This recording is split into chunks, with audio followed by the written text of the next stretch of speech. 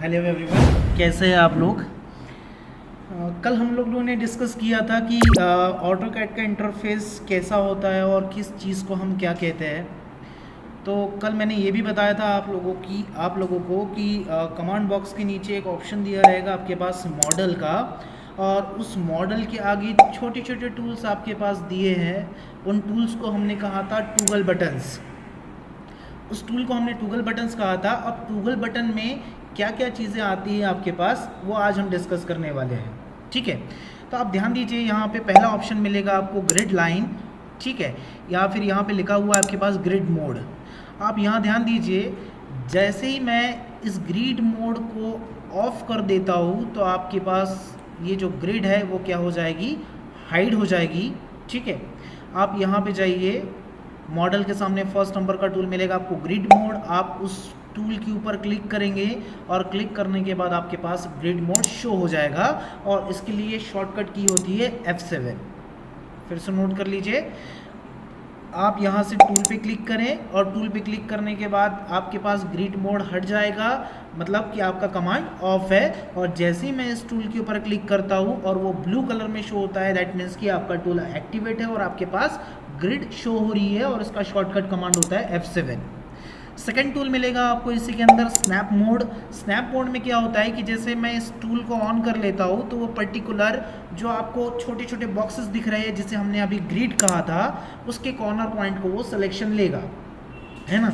यदि मैं यहाँ से L इंटर करूँगा और L इंटर करने के बाद यहाँ पे ध्यान दीजिए वो छोटे छोटे पॉइंट्स को सेलेक्ट करता है। ठीक है, आप यहाँ पे देखिए इस पॉइंट को वो सेलेक्ट कर रहा है। क्लियर।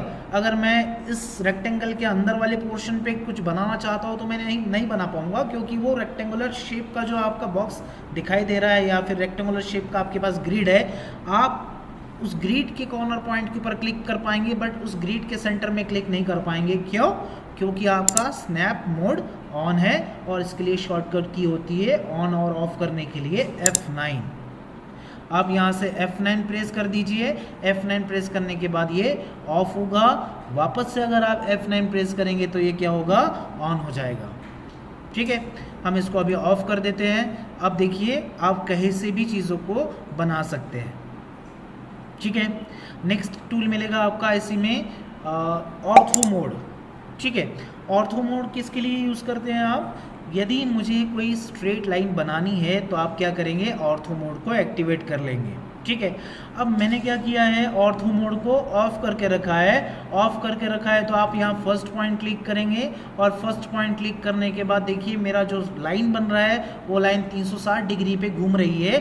बट मैं कैसा लाइन बनाना चाहता हूँ, मैं स्ट्रेट लाइन बनाना चाहता हूँ, और स्ट्रेट लाइन बनाने के लिए मेरे पास क्या होना चाहिए, ऑर्थो मोड ऑन होना चाहिए, जिसके लिए शॉर्टकट की होती है F8।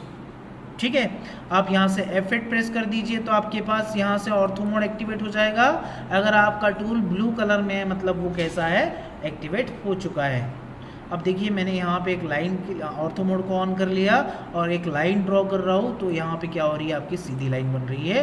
अगर मैं यहाँ से ऑर्थो मोड को ऑफ कर देता हूँ और ऑफ करने के बाद मैं यहाँ पे लाइन बनाने की कोशिश करता हूँ तो मेरे पास स्ट्रेट लाइन नहीं बन रही है।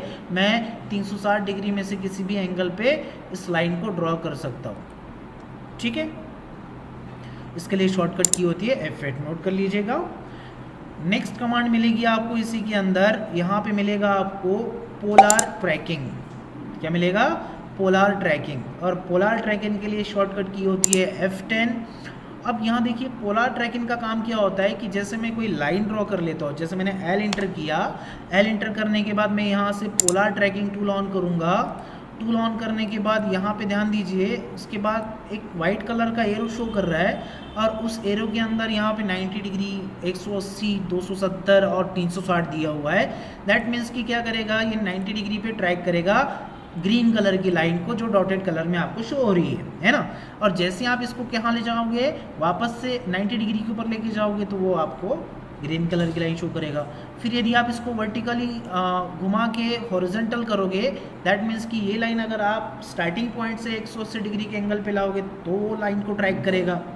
ठीक है, तो ये होता है पोलार ट्रैकिंग का काम। एक टूल मिलेगा आपको यहाँ पे, ऑब्जेक्ट स्नैप ट्रैकिंग।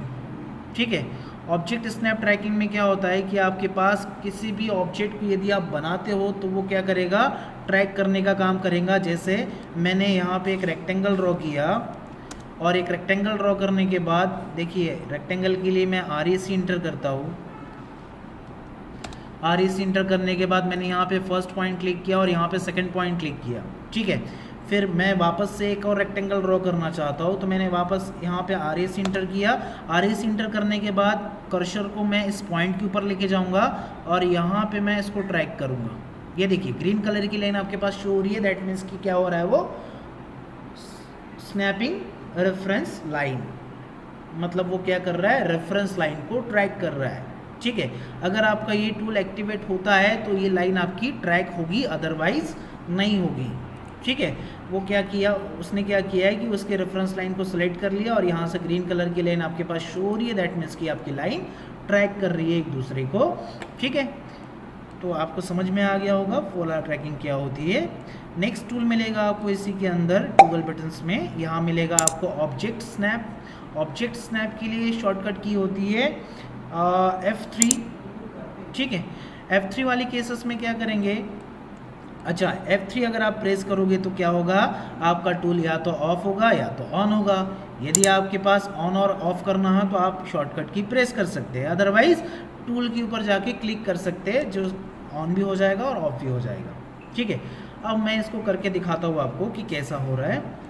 अब स्नैप कर्सर वाला जो पोर्शन रहेगा आपका, यहाँ पे आपके पास यहाँ देखिए एक वाइट कलर का एरो शो कर रहा है और उस एरो के अंदर आपके पास बहुत सारी चीज़ें दी हुई है, जैसे and point, mid point, centre, geometric centre, node, quadrant. तो आपको क्या करना पड़ेगा, इन सारे टूल्स को चेक करके रखना पड़ेगा। अभी तो ये सारे टूल अनचेक है, मैं इसको सभी को चेक करके रखता हूँ ताकि वो क्या करे, चीज़ों को ट्रैक कर सके, है ना। जैसे मैंने एक लाइन ड्रॉ कर ली, लाइन ड्रॉ करने के लिए L इंटर करेंगे और L इंटर करने के बाद यहाँ पहला पॉइंट क्लिक करेंगे और यहाँ दूसरा पॉइंट क्लिक करेंगे, ठीक है। अब ध्यान दीजिए, मैंने एक लाइन बना ली। एक लाइन बनाने के बाद मैं क्या करूँगा, फिर से L इंटर करूँगा और L इंटर करने के बाद मैं यहाँ लाइन का सेंटर फाइंड आउट करना चाहता हूँ। ये जो हॉरिजॉन्टल लाइन आपके सामने बनी है इसका सेंटर मैं फाइंड आउट करना चाहता हूँ, तो मैं क्या करूँगा, कर्सर को इस लाइन के ऊपर लेके जाऊँगा और यहाँ पे मुझे एक मिड पॉइंट मिलेगा।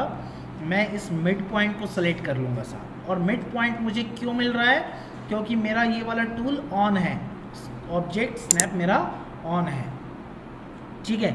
अगर मैं यहाँ से इसको ऑफ कर देता हूँ, ऑफ करने के बाद मैं इसका सेंटर फाइंड आउट करने की कोशिश करूँगा तो वो मुझे मिलेगा क्या, नहीं मिलेगा, नहीं मुझे नोड्स मिलेंगे और नहीं मुझे इसका सेंटर पॉइंट या मिड पॉइंट मिलेगा। यदि मैं यहाँ से इस टूल को एक्टिवेट करके रखता हूँ तो ही मुझे इसका सेंटर मिलेगा, ठीक है, ऐसे तो ही मुझे इसका एंड पॉइंट मिलेगा, क्लियर। और तो इसके लिए शॉर्टकट की होती है F3। एक होता है आपके पास डायनेमिक यूसीएस।